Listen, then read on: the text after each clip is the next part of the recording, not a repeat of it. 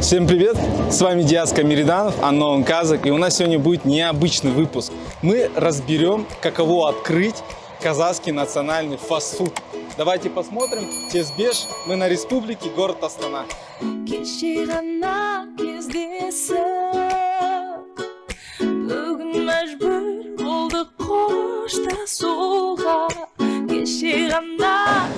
добрый день. Здрасте. Здравствуйте, приятно. Добро пожаловать. Спасибо, что согласились на такой Спасибо. формат необычный. Спасибо, что решили наше заведение посетить. Спасибо. Огромное вам спасибо. Добро пожаловать. Показывайте. Проходите. Да, Спасибо. давайте вперед. Как вообще пришла идея именно Да. связанная с казахской кухней, и сделать из него такой вот быстро? Опять же, из моего опыта, всегда в любой стране больше всех спрос есть на национальную еду. Это, аксиома, можно сказать. В Грузии это грузинская еда, в Италии итальянская, в Китае китайская. В Казахстане тоже должна быть казахская еда на первом месте. Я так, может, не чисто казахская, хотя бы среднеазиатская, скажем так, потому что очень эти страны друг на друга похожи и культурно отчасти, да, и менталитетом. И поэтому кухни тоже похожи. В принципе, можно сказать, что бишбармак на самом деле кушают не только в Казахстане. Его очень охотно употребляют в том же Узбекистане, например. Да, Башкортостан, да, везде. Поэтому это такой очень на генетическом уровне уже у человека. Вот. Мы наблюдали тенденцию, когда вот национальное вот это именно блюдо, оно не было доступно повседневно. Да, оно доступно повседневно в крупных ресторанах, дорогих, и считается, что это дорогое. То есть вы можете прийти там, например, не буду перечислять заведения, есть в городе такие именитые казахские, рестораны с казахской кухней именно, да, и там можно прийти и заказать порциона, но дорого, это будет дорого. То есть каждый день, даже раз в неделю или там, не каждый может себе это позволить. Вот. Наша идея была сделать это блюдо доступным для всех.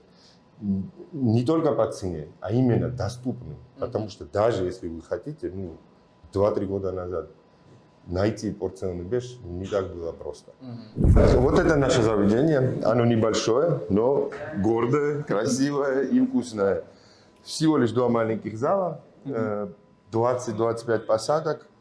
Маленькое заведение. Фотографии, которые видите на стенах, это мы все делали сами, авторские права на них имеем. Вот это наше сердце нашего заведения. Маленькая кухня и магазинчик, грубо говоря. Формат нашего заведения мы позиционируем, либо пытаемся позиционировать его как национальный фастфуд. То есть суть какая? Мы взяли национальное блюдо, бишбармак, и сделали его порционным, грубо говоря, чтобы люди имели возможность на ежедневной основе свое родное национальное блюдо употреблять, имели эту возможность. Мы еще постарались чуть-чуть выделиться. В каком смысле? Бишбармак в основном варится из свежего мяса, это все знают. Вот. Но существует такой очень интересный продукт, как сурет. Это тоже национальный, прям казахский, я бы даже сказал, продукт. Это тот продукт, который позволял вашим предкам, грубо говоря, выживать в походах и т.д. и т.п. и т.п. Вот. Мы взяли рецептуру и постарались сделать максимально приближенное к тому, что было в древние времена. Я думаю, у нас получилось. Качество уже на том уровне, что мы, например, экспортируем в Россию. Мы в Москву экспортируем часть нашей продукции. Уже вот второй месяц, как в Москве возможно купить нашу продукцию. Как я говорил, кухня это сердце любого ресторана, наше не исключение, кафешка. Давайте кепочки оденем, чтобы не... Тезбеш, брендированный. Да. Любой ресторан начинается с меню. Даже планировка ресторана начинается с меню, потому что кухня отголосок того, что будет там готовиться, грубо говоря. То есть сначала Да, Нужно да. разработать меню, Меню, а потом чтоб- уже отталкиваться от Само этого. собой, чтобы понимать, какое оборудование тебе нужно, какие мощности, сколько, и какая у тебя есть площадь и т.д. и т.п. Я думаю, это многим полезно будет, потому что многие начинают именно, Спасибо. потому что многие начинают именно сначала планировать такие крупные, технические, и про меню забывают. Да. И потом уже на старте испытывают сложность. Согласен, потому что ты можешь захочешь делать что-то, а технической возможности для этого уже не будет. Можно сказать, что с меню начинается ресторан. Ну, кухня в том числе. Какое оборудование нужно для того, Да. чтобы начать, как Давайте. говорится, чтобы кафе функционировало на Хорошо, старте? да. хотя бы? То есть холодильное оборудование, морозильник обязательно, Мгм. потому что мы замороженные продукты храним. Тестомес важный. И машина, паста-машина она называется. Как То есть, называется? паста-машина. Паста-машина. Она формирует лапшу, макароны. Ну, у нее много возможностей, но в данном случае мы используем толстую лапшу для лагмана и тоненькую лапшу мы делаем для кеспе. Вот эти две вещи. Рисоварка обязательная. То есть, опять же, чем мы отличаемся от всех бешбармаков других, мы подаем беш с рисом. С рисом. Интересно. Да, У нас очень в интересно. каком регионе интересно? Север. На севере Это будет, да? чисто северный вариант. И оно, рис, то есть очень хорошо подходит к вялено-копченому вкусу. Поэтому я всем советую, кто не пробовал. Кто пробовал, кстати, я мало встречал людей, кто равнодушен. Фритюрница, в которой в основном мы жарим баурсаки. Не фри. Фри мы пытались есть, да, потому что есть всегда спрос на него. Особенно, когда с детьми приходят, да, они просят. Поэтому, да, ну, пришлось. Самая, скажем так, замудренная вещь во всей нашей кухне – это наша лапшаварка.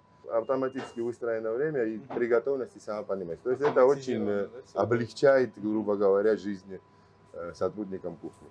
В какую сумму примерно обошлось все вот это оборудование? Вот чисто кухонное оборудование со всеми мелочами, скажем так, весами и т.д. и т.п. Где-то в районе от 3, наверное, до 4 миллионов обошлась вот только кухня. Всего бюджет вот этого заведения примерно 10 миллионов открытие этой кафе. Вот в начале разговора мне понравилась ваша вот мысль, то, что в Казахстане должны быть, вот если туристы приезжают, для наших для людей, что должна быть именно, люди могли поесть национальной кухни. Да. Я был не прям во всем мире, конечно, но вот был в Грузии, у меня очень теплые отношения в Грузии, я своей супруге именно там предложение делал. Да, я помню, мы там тоже, ну, я не знаю, ну, процентов, мне казалось, 80-90% это были именно грузинские. Да, грузинские. Почему, конечно. как вы думаете, вот вы уже здесь прожили достаточно приличное время, уже знаете нашу ментальность, да, познакомились с ней. Почему, например, наши предпочитают больше другую кухню, нежели свою?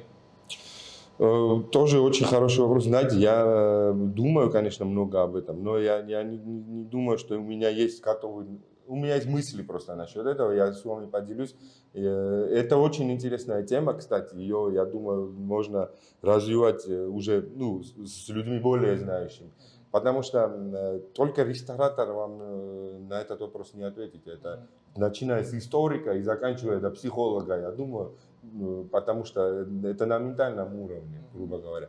Почему так? Вот опять же, вот в Грузии хорошее сравнение, но хорошее, но и не совсем хорошее. Почему? В Грузии очень много туристов. Там, где туристическая страна, всегда развивается местная кухня. Я вам скажу почему. Потому что турист, приезжая, хочет кушать то есть ту кухню, которую в этой стране подают.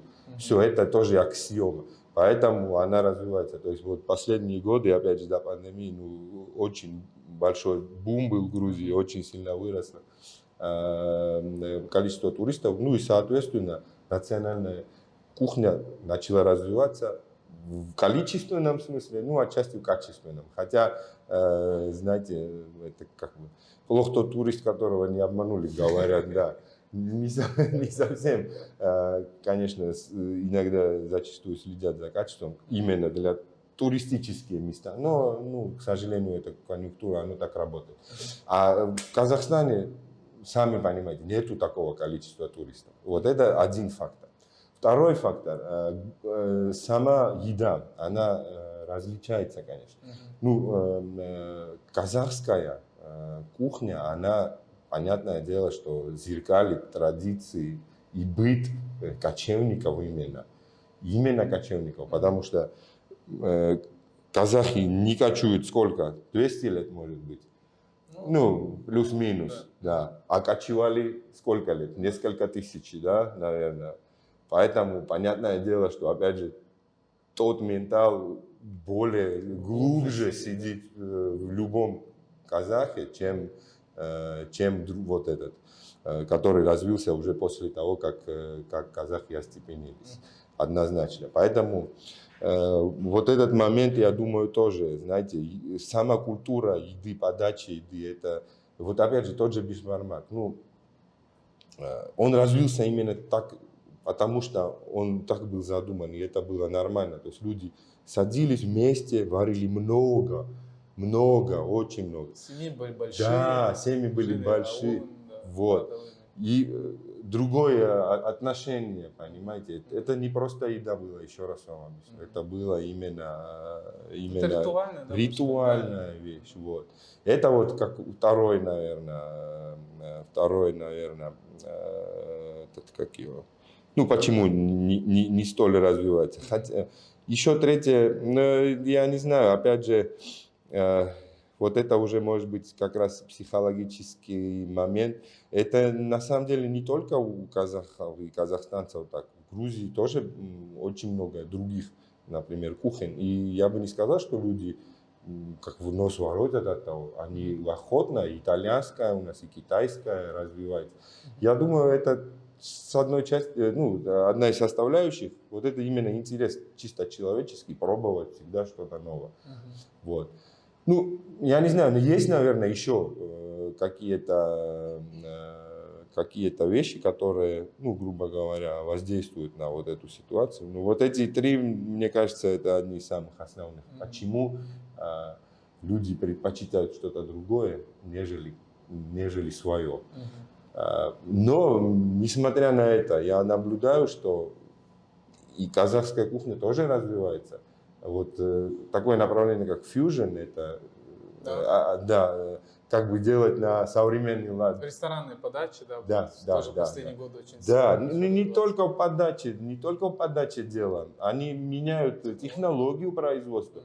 Вот те же самые ингредиенты, например, но чуть-чуть в другом, либо термообработке другой, либо специями изменения вкуса какое-то, либо копчение, опять же. Ну, много вещей. Вот есть, я забыл, как называется, не в Астане, есть Kurt and Wine называется, кажется, заведение. Да, в Усть-Каменогорске, если не ошибаюсь. Я вот видел пару видео. Ну, там человек прямо заморочился. Я надеюсь, что это все очень вкусно, но как минимум это очень интересно. То, что он взял национальные прям Ураль, если такое слово Ураль, очень древние, да, продукты, и из них сделал что-то новое. Суть не изменилась, то есть как? Да, суть даже и осталась, это тот же продукт, но он выглядит другим. Вкус у нее другой, подача у нее другая. Может, то есть глаз есть, все, да, и уже это очень интересно. И это должно быть. Я думаю, это, ну, во-первых, с развитием туризма тоже однозначно разовьется это направление. Потом внутренний туризм очень немаловажно, потому что я уверен на 1000000%, что есть аулы, в которых сохранены рецепты, которые мы даже с вами не слышали. Вот реально не слышали. Да, каждая семья хранит вот такие секреты. Однозначно. Это, знаете, работать надо. Это должны, к сожалению, это пока не приносит денег. Это нельзя никак, ну можно, наверное, но надо опять же заморачиваться, это монетизировать. Есть вот тоже была женщина, которая выпустила книгу недавно. Да. Я фамилию забыл. Да, я тоже забыл. Она выпустила, да. Вот она заморачивалась, выпустила книгу. Но это отличная инициатива. Она приглашала всех этих людей, был фудкорт в этом, как ее, в гостинице, в Редисоне, если не ошибаюсь, она делала. Мы тоже присутствовали, представляли наш бишбармак тогда. И там были очень интересные рецепты. Но этого мало, понимаете, надо еще. Таких, к сожалению, таких людей не так много, которые готовы. Ну, этим, знаете, болеть надо. Просто нету, это Просто не финансируется, не да, это сложно пока монетизировать. Сейчас я буду пробовать сырьет. Как вы знаете, у нас Айдос отвечает за донеры, Асан за хумус. Теперь наступила моя очередь. Здесь шашлык, вялено-копченый, обычный шашлык, казы и жая. Сейчас я хочу начать с шашлыка.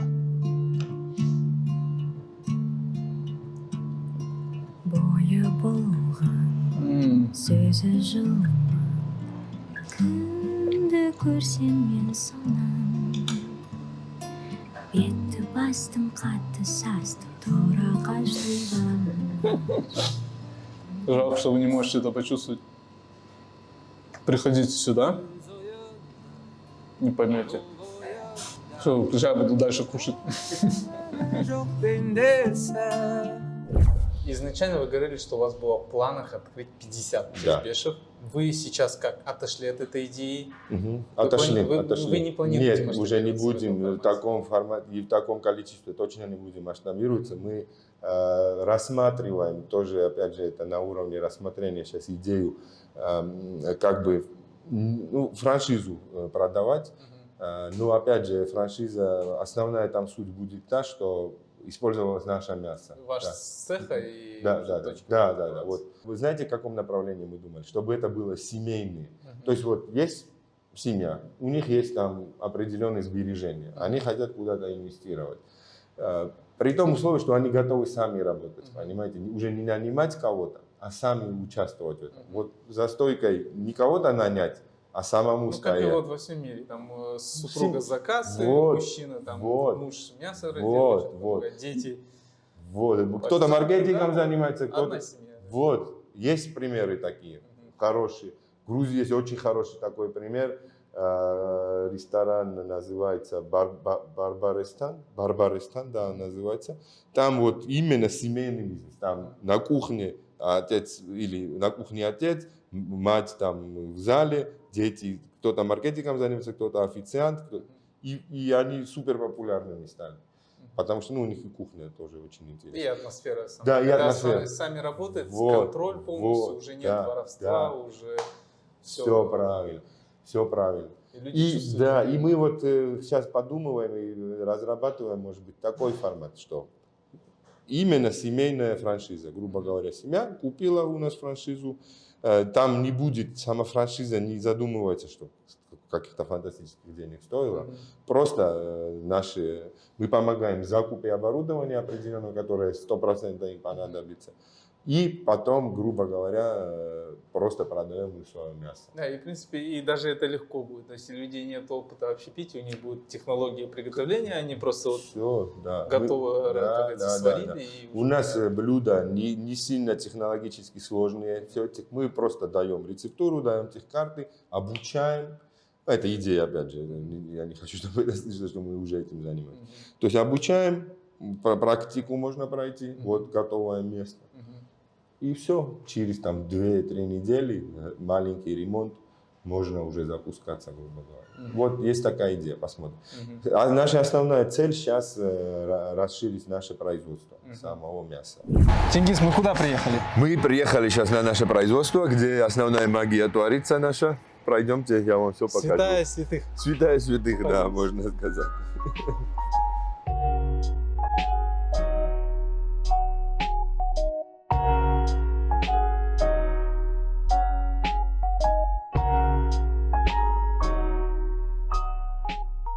Небольшое производство на самом деле. Трудятся здесь 4-5 человек каждый день.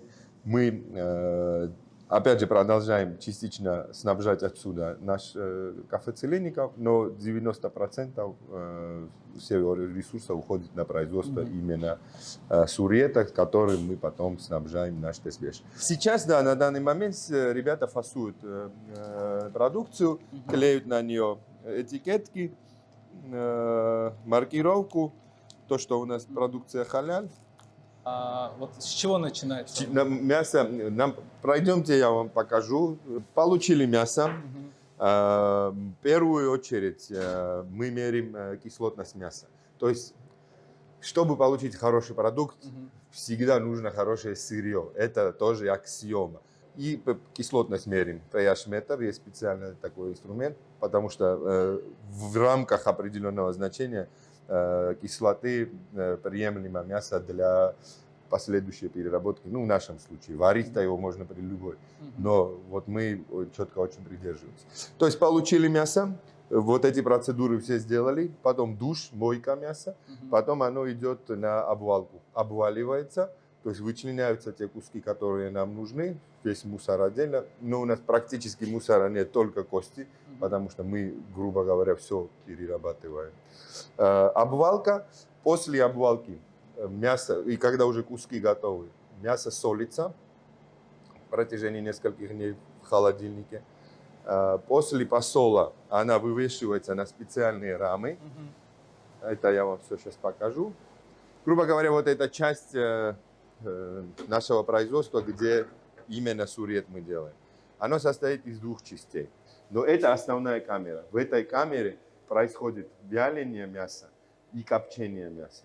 То есть оно в этой камере проводит примерно 14, 18, 17 по-разному дней. Да. Дымогенератор, который загоняет дым в камеру определенной температуры дым.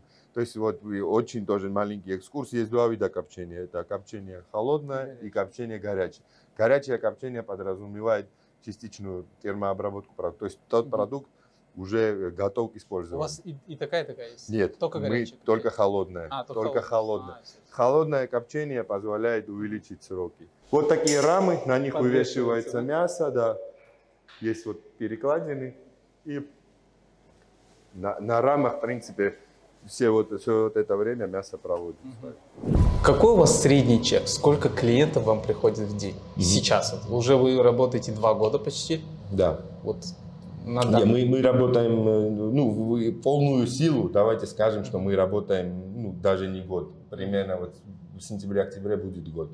У нас примерно в день от 40 и бывает до 60-70 чеков. Но я не сказал бы, что это все люди, которые сюда приходят. Это примерно процентов 60 на 40, скажем так. 60 это посетители, которые приходят, процентов 40 это уже заказы. Ну это круто очень, то что именно доставка у вас уже 40% занимает. Вот вы сказали, в среднем у вас 40-60 человек в день. Да. Чеков, да. Да. По стоимости это сколько примерно? Примерно от 3, в среднем 3000, скажем так. Что самое интересное, когда мы только что кушали мясо, я даже не подозревал, что за таким небольшим кусочком стоит такая огромная работа. Это начиная от покупки, заканчивая ее помывкой, проверкой, копчением и потом фасовкой. И только потом оно уже поступает в таком виде на прилавке. Да. То есть, как говорится, вот как айсберг.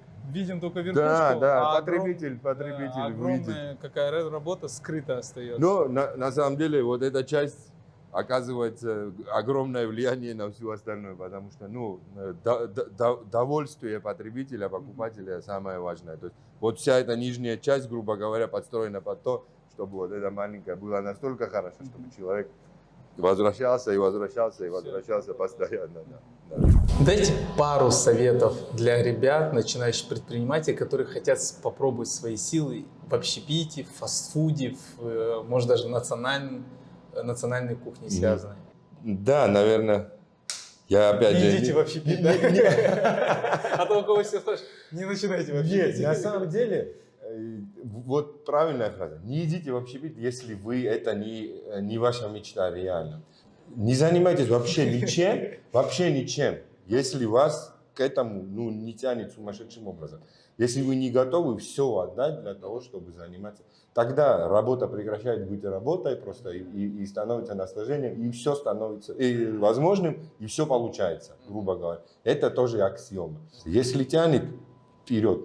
Но если вас тянет, Действуйте без сожаления. Не сожалейте никогда ни о чем. Сделал, окей, получилось, как было запланировано, супер. Не получилось, это не повод. Просто ошибку находишь и идешь дальше и повторяешь, и стараешься эту ошибку просто тупо не повторять. Все. Это вот второй совет. Ну, даже не знаю, просто быть смелым, просто жить, просто не зацикливаться ни на чем. Это все человеческие такие вещи, говорю сейчас. Лайфхаки именно по бизнесу. Ну, что я могу сказать? Еще раз. У каждого предпринимателя свое видение. Кто-то, например, бухгалтерию будет так вести, кто-то это. Как я могу ему посоветовать? Опыт только тогда становится настоящим, когда это твой пережитый опыт. Все, что тебе рассказали, это опыт других людей. Можно прислушиваться и нужно однозначно, но ты никогда, наверное, не осознаешь в полной мере что-то, если с тобой это не случится сам с тобой. Поэтому просто знать, что хочешь, и идти к этому, и все будет получаться однозначно. Тенгиз, хотел поблагодарить вас за то, что Пожалуйста. уделили время, показали, как устроен ваш бизнес. Я думаю, ваши советы, ваш опыт будут многим полезны. И отдельно вам спасибо за то, что вы популяризируете нашу национальную культуру, кухню, при том, что вы являетесь грузином. Ну, большое вам спасибо. Не только потому, что вы пришли. Вы, на самом деле, тоже огромную лепту вносите, и это совместная как бы работа. И, конечно, с удовольствием приму вашу благодарность, но я хочу сказать, что это не только моя заслуга, здесь огромная, вот вы сами видели, за мной, ну я как лицо в данном случае, но за мной огромное количество людей, которые вносят большую лепту на самом деле в то, что мы делаем. И я очень рад, что молодые люди, как вы, интересуетесь этим, и я надеюсь, что ваши читатели, хотя бы несколько человек просто придет и попробует, и поймет, что мы делаем, почему мы это делаем. И вот был хороший вопрос, почему не так популярна казахстанская среди казахов, чем, может быть, там итальянская. Вот как раз, я думаю, вот этим мы сможем поднять чуть-чуть вот этот уровень. Спасибо вам большое, спасибо за то, что вы Вам делаете. спасибо. Процветания вашему бизнесу. Рахмет. Все же подумали, и у вас получилось не 50, а уже 100 точек те сбежать. Спасибо огромное, будем стараться. Спасибо. Удачи нам всем. Спасибо, давай. До свидания. До свидания. Ну что, друзья, я надеюсь, вам понравился наш необычный сегодня формат, и мы смогли разобрать и показать, как устроен данный бизнес. Если среди вас есть бизнесмены, которые тоже хотят показать, как устроена их внутренняя кухня, которые хотят поделиться полезными с другими людьми, то пишите, оставляйте комментарии, мы придем к вам и все так же отснимем. Большое спасибо всем, оставляйте лайки, комментарии и подписывайтесь на канал. Всем рахмет! Кешір ана кездесіп